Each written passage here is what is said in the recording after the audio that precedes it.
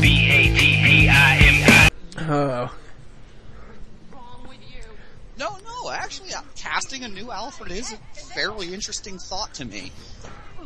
Ben Affleck.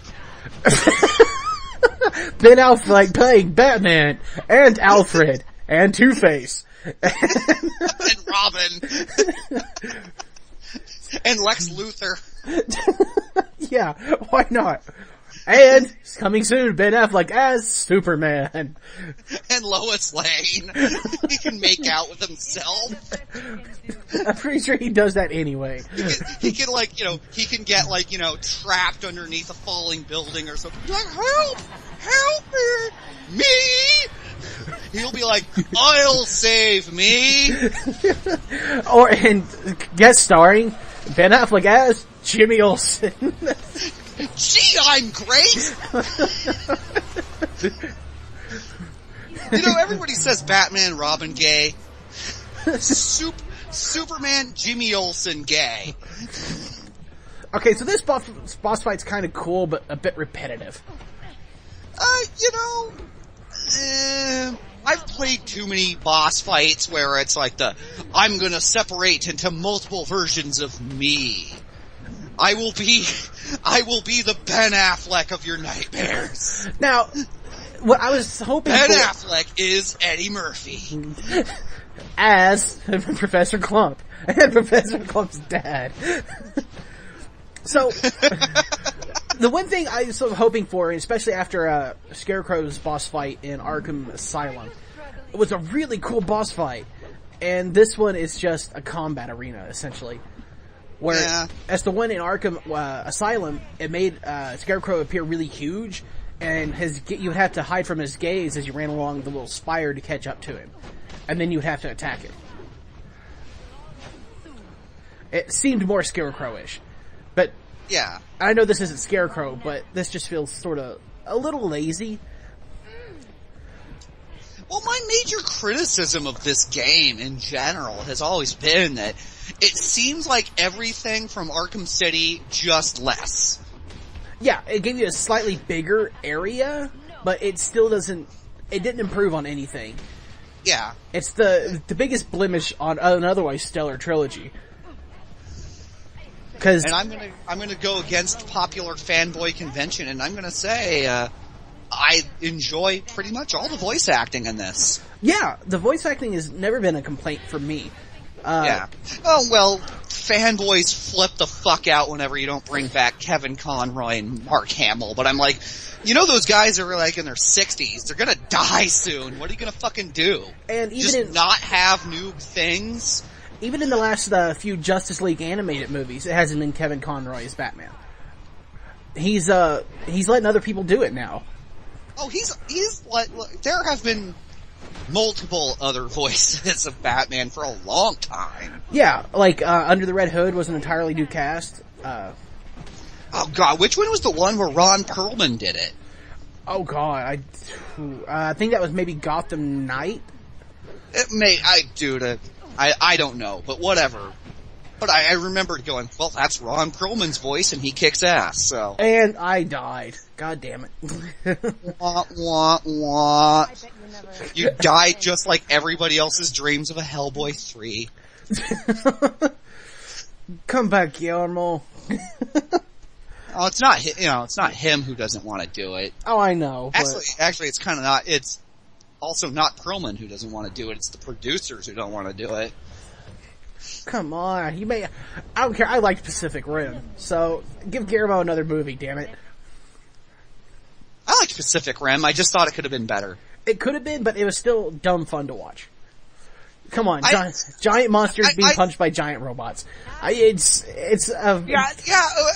think there was enough giant monsters and giant robot punching for one thing, and it seemed like it did have some intelligent ideas. It just kept digressing. Is the word I'm looking for. Yeah, the scenes it just kept digressing into a cheesy 80s flick, and I was just like, no. It's like we don't need Top Gun with giant robots. Right.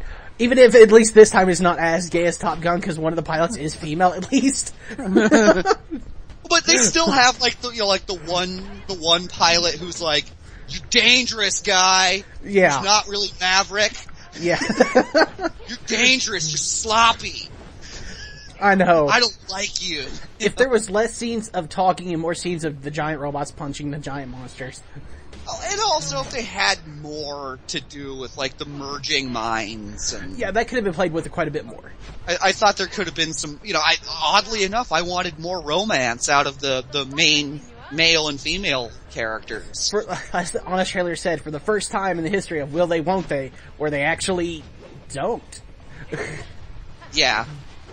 I kind of, maybe more suggestion of romance. I mean, like, we have this really great Philip K. Dick idea of, like, having to merge minds together and, like, start, thinking and acting as one person. Yeah, and like the scene where he helps her escape from his really memory. Cool idea, and I just don't think they did enough of it. Well, I thought it was really cool, the scene where he helps her escape from her memory, and she's like traumatized by the memory of the giant monster attacking her. Her cheesy ass fucking memory. How come there's nobody in that damn city anymore? Like, how come that one guy, this giant robot, can see, like, one little girl in a completely destroyed city? How come there's just him? Where's his partner? He was the only one to pilot that. That's why he takes the pills, remember?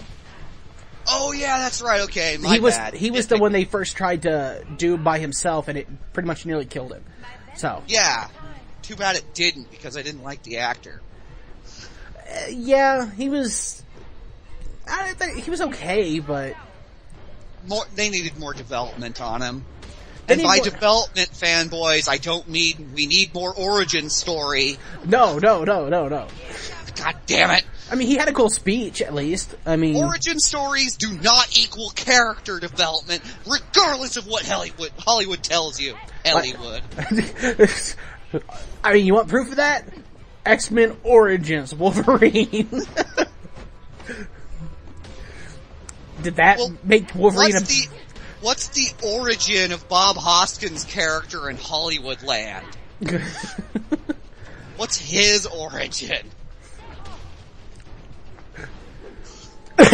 Anyway, we got a boss fight that's really not interesting me in any way. I just power slammed somebody. But Davey Boy Smith is Batman? No, it wasn't like the over-the-shoulder power slam. It was more like a scoop slam. Oh. Road Warrior Animal is Batman? What a rush! So, this is pretty funny at least. Here, Batman finally gets his antidote to the poison. And now the boss fight, I guess you could say, really starts. Yeah, I hate boss fights with padding. How did he shoot that through the leather?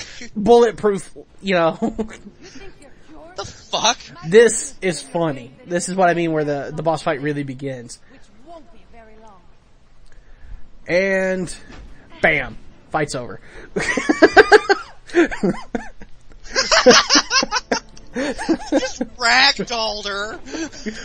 And then hog ties her. And then throws her into the back of his truck. The Bat Truck. That's the Bat Semi. The Bat Trucker. That's the next evolution of the Batmobile. It's the Bat Semi. The Bat Rig. Yeah, it's just a big trailer with a Bat logo on it. It's gonna be more subtle than the fucking the roller from. Powered. That's more subtle than the fucking Christopher Nolan Batmobile. To be fair, it's also more subtle than the Gotham dragster from the Tim Burton movies. But that one was awesome. How the hell does it make turns? I don't know, and I don't care. Nitpicking. And at least it turned into a smaller car, not a motorcycle. Oh yeah, and Batman Returns? Yeah, when he's gotta go through the narrow passageway, he just sheds the, exterior of it a little bit. I love that scene, but it just proves, how much Batman, operates off of luck and coincidence. He just happens to have a car that could cut its mass in half so it can make it through a 6-foot alleyway. Whereas, obviously, the cops cannot. Or when he climbs the building by grappling hook it in his car. Yeah. How fortunate I have this invention for in case I ever run into a building that doesn't have any windows on it. Yeah. Still better written than anything Christopher Nolan's done yet. Oh. Inception. Enough said. Maybe if it was Batman watching people watch other people. It's Batman watching Batman doing Batman things while Batman watches Batman. Yeah, if it was Batception, I think maybe. If it was Space Batception, it would be fucking rad. If you could use Space Batception to solve your Big Hungry. And then it all boils down to Bruce Wayne as a 17-year-old kid eating a Big Hungry. Big Hungry. Take the Big Hungry challenge. It's 4 Big Hungries in 30 minutes. What is a Big Hungry, you might ask? It's a 20-pound roast beef sandwich on 2 pieces of bacon. That's right.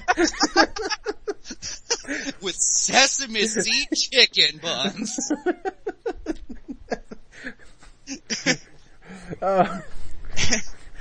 And two 25-pound hamburger patties. Smothered in 20 pounds of grease on 2 buns of sweet fat. With over 45 different kinds of cheese. Oh shit. With no vegetables, and then it can just cut to a piece of broccoli getting shot. You like veggies? Well, fuck you, you damn hippie. Here's the Big Hungry. Big Hungry. For real men with cholesterol problems. Can I see the vegetarian plate, please? I will suck a cock on Christmas Street before I bring you a vegetarian menu.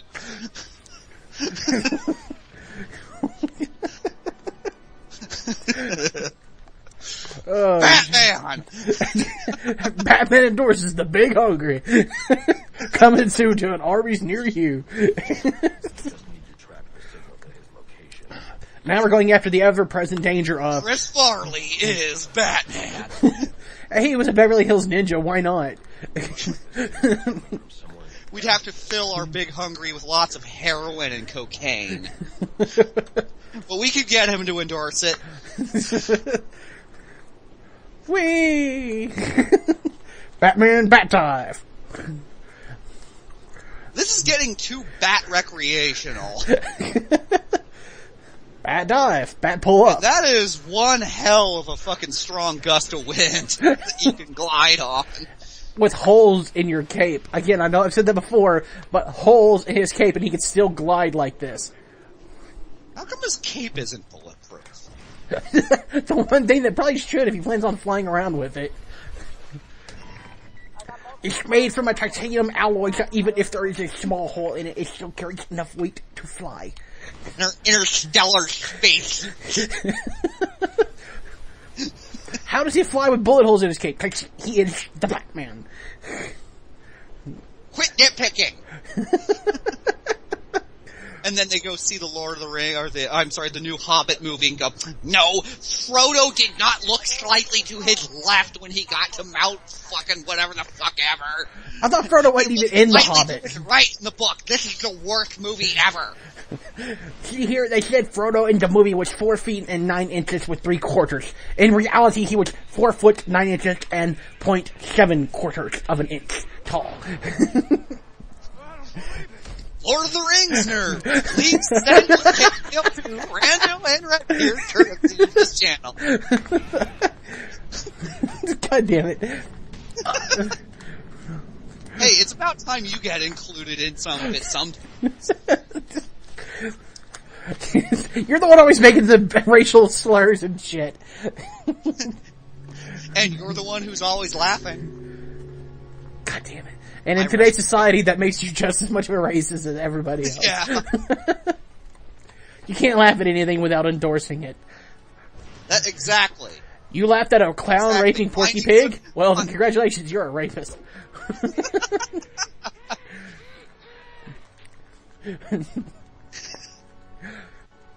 love your hair. Why did you buy your shampoo?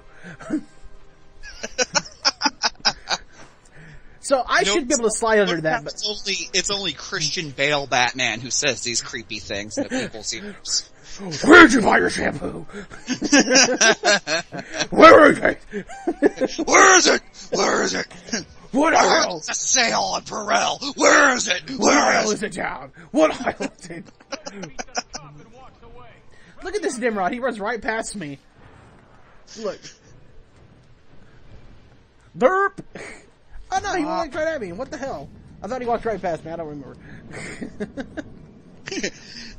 He's just like, I'll just pretend like I know what I'm doing until retirement. 2 days from now. Man, that guy was only 2 years from retirement. He had a wife with a baby on the way, and that baby's already pregnant with another grandbaby. So what happened to him? Early retirement. Poor, it's like poor, whatever his name was. He was only 2 days from retirement. What happened to him? He took an early retirement. Futurama jokes. Way more intelligent than anything written by Christopher Nolan. In space. In space. You know it's bad when somebody can make a joke like space this or space that and it's better than anything you've done. Don't matter. We are already, just by adding space onto other nouns, we are far more creative writers than Christopher Nolan, David S. Goyer, David Cage, M. Night Shyamalan, and David Cage. So when are we doing our Cage-a-thon? I think I just had a hernia come up or something. In my brain. I couldn't even make it to the 43% of Indigo Prophecy. You missed the Kung Fu helicopter! It's not worth it. It's not worth it. I beat Beyond Two Souls recently. And it wasn't worth it. No, it wasn't. Why did the Indians speak English?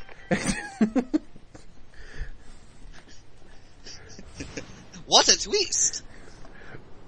Why was the Indian peeping on Ellen Page in the shower? Who would want to do that? Oh, God! Why would you want to peep on Ellen Page when Joseph Gordon-Levitt's available? Why would you want his failed female clone? You already get to see him get raped in Mysterious Skin. I've not seen it, so... It's a fantastic movie, and he's amazing in it, but unlike Ellen Page and whatever the fuck Ellen Page has done. What has she done? I know I've heard her name, but I can't tell you what she's done. Her biggest hit, like she was like the breakout star from that stupid movie Juno. Oh my god, that movie's fucking, I hate that movie. She was in it? Yeah, that's That like was one of the most unfunny, critically acclaimed funny movies I've ever seen. Yeah, she is in 2 movies that I really like. She's in Reverse DDT. Bat Scorpion, Ellen Page, Death Drop. In space. Hungry. I was waiting for you to finish up because I was sure there was more. No, she's in Hard Candy where she plays like a crazy girl who's torturing somebody who may or may not be a pedophile. Mm-hmm. And then she's also in Super with Rainn Wilson, which is kind of like Kick-Ass but better. Ah. And fuck you, Kick-Ass fanboys, if you get all butthurt that I said that Super is better. Sorry, it's a better movie. I don't, baby. But it's like I've never seen the Kick-Ass comics. I've never read them. I thought the movie was okay, but like I said, I have no idea of the source material on it. If you read the source material, like what pisses me off was that Mark Millar, who wrote the comics, wrote the screenplay for that movie, and it's such a corporate shill job that that Mark Millar was like, an iconoclast for so many years and so like he was so anti what corporate comics industry wanted from him, and Kick-Ass was like almost like his swan song in a way because it was just so anti everything nerdy. Okay, well, like I said, I'm sure if I read it, I wouldn't like the movie as much. It's still an okay movie. It just represents the death of Mark Millar as somebody I respect. Gotcha. I don't respect it. I don't respect him for what he was willing to change from that. I'm okay with changing stories from comic books to movies. You need to make something. You need to make it into a more visual medium. Right. Storytelling is different. What kind of upset me was that I thought the way the comic books were written, I was like, well, it seems like he wanted to write this as a screenplay, but he couldn't, so he made it into a comic book. So it looks like it should translate well so into movie. So it already looked like minor changes, you could have gotten most of what was in the comic book in a movie. And I haven't even seen Kick-Ass 2 yet, so... Horrible. Kick-Ass 2, the comic book sucked, so it's not like it had good source material to go off of. Well, it's like the Deadpool game. I'm sure if I actually read the Deadpool comics, I'd probably hate that game a lot more.